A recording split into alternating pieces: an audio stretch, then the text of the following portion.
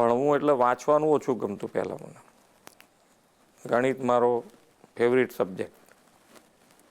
એટલે પણ અત્યારે તો હું એવું 100% કહી શકું કે ભણવું જરૂરી છે. એટલે ભણવાનું આમ મને તો ઘણી વખત એવો વિચાર આવે છે કે આ ભણવાનું શોધ્યું કોણે, પણ ભણવું તો જરૂરી છે. ભણવા માટે એટલે આમાં શું છે કે બે વસ્તુ, જ્યારે તમારો અભ્યાસ કાળ છે એટલે કે તમારી સ્ટુડન્ટ લાઈફ છે, તે બધી જ તમારે બીજા બધા વિચારો કર્યા કરતાં ભણવા ઉપર જ ધ્યાન કેન્દ્રિત કરવું પડે.